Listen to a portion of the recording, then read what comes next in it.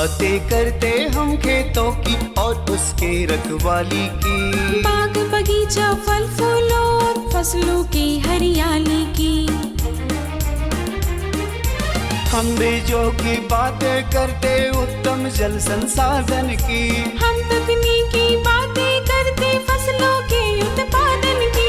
हर किसान का सपना सच हो जीवन सुखद बनाने को, गाँव-गाँव के हर आंगन का प्यारा सा ये दर्शन।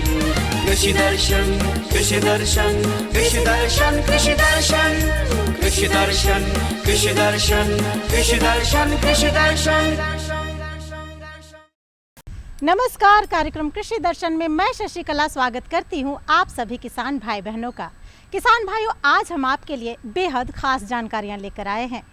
आप हमारी हर जानकारियों को अमल करते हैं और हमारे विशेषज्ञों के द्वारा बताए गए हर नियमों का पालन करते हैं। ये हमारे लिए बहुत ही खुशी की बात होती है और हम हर बार कोशिश करते हैं कि आपके लिए नई नई जानकारियां लेकर आए ताकि आपकी खेती किसानी बेहतर हो सके।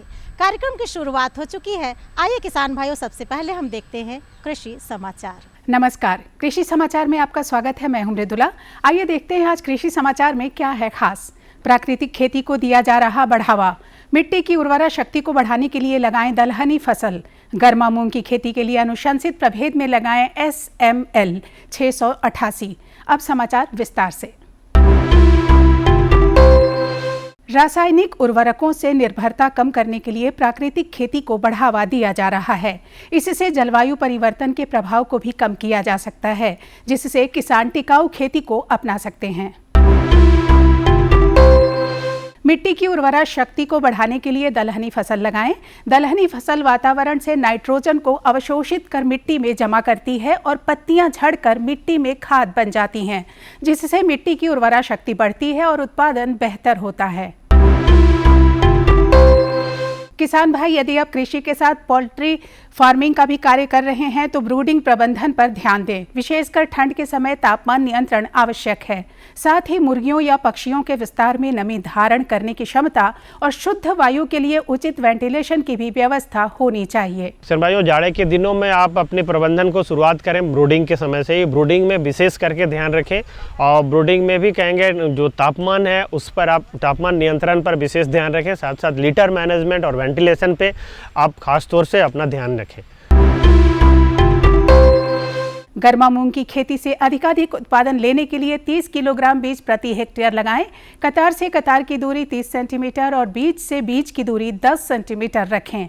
बेहतर उत्पादन के लिए अनुशंसित प्रभेद में SML 688 लगाएं। गर्मा मूंग की खेती के लिए 2 से 3 बार देशी हल से खेत की अच्छी तरह जुताई करके पाटा चला दें।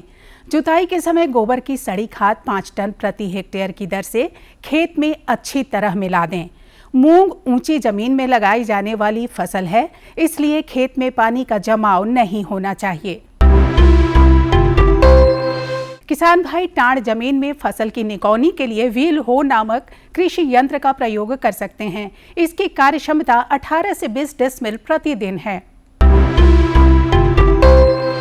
आज की विशेष जानकारी है टमाटर फसल में फल छेदक और पत्ता छेदक कीटों के रोकथाम के बारे में। किसान भाई, आप यदि टमाटर फसल की खेती कर रहे हैं तो इस समय फल छेदक और पत्ता छेदक कीट से सावधान रहें।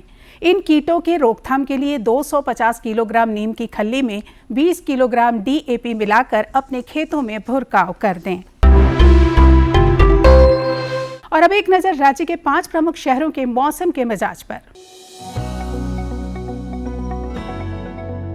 आज राज्य के 5 प्रमुख नगरों के अधिकतम और न्यूनतम तापमान कुछ इस प्रकार दर्ज किए गए। रांची का अधिकतम तापमान 31 डिग्री था। कृषि समाचार में आज इतना ही। अगले दिन अगले अंक में फिर मुलाकात होगी कुछ ताजा तरीन खबरों के साथ। तब तक के लिए दीजिए इजाजत। नमस्कार, जोहार। अभी आपने देखा कृषि समाचार, मंडी भाव, साथ ही अगले 24 घंटे के अंदर मौसम के मिजाज को जाना। आइए यहाँ पे लेते एक छोटा सा विराम। किसानों के चेहरे पर खुशहाली, हर खेत को मिल रहा है पानी। ये है न्यू इंडिया की कहानी। फसलों की भरपूर पैदावार के लिए बीज और खाद के साथ साथ जल एक महत्वपूर्ण कारक है।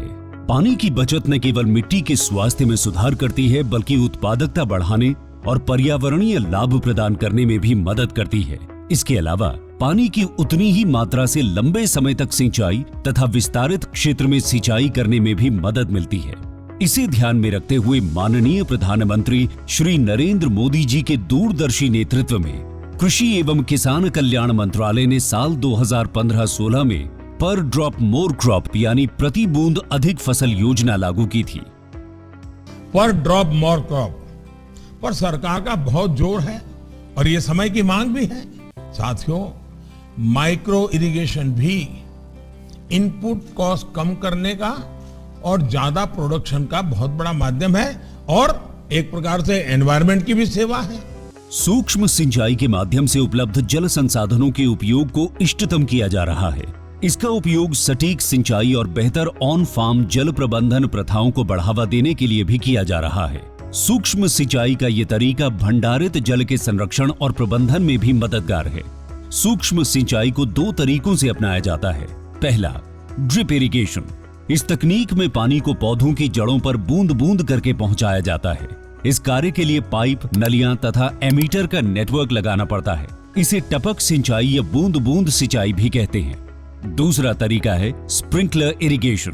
इस तकनीक में दबाव के तहत पानी का छिड़काव किया जाता है और बारिश के रूप में पाइपों के नेटवर्क से जुड़े नोजल सेट के माध्यम से पौधों पर बरसाया जाता है। योजना के मूल्यांकन से पता चला है कि माइक्रो इरिगेशन से जल उपयोग दक्षता में लगभग 30 से 70% तक सुधार हुआ है। विभिन्न फसलों की उत्पादकता में 9 से 60% तक की वृद्धि हुई है तथा गुणवत्ता भी बढ़ी है।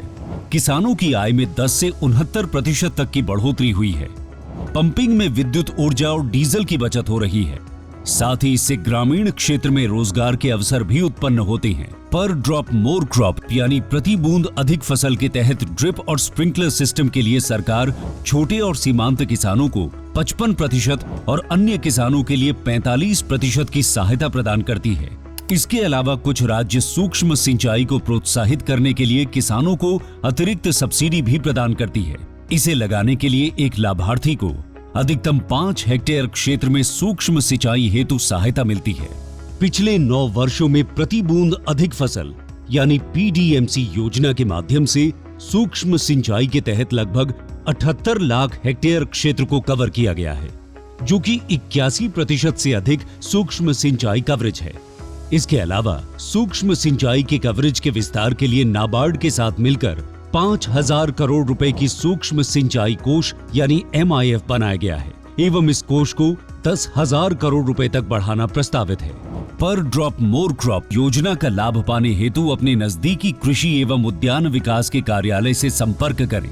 माननीय प्रधानमंत्री श्री नरेंद्र मोदी जी के मार्गदर्शन में देश का किसान अब आत्मनिर्भर होकर खुशहाली की ओर अग्रसर है। देश अब संकल्प से सिद्धि की ओर बढ़ चला है।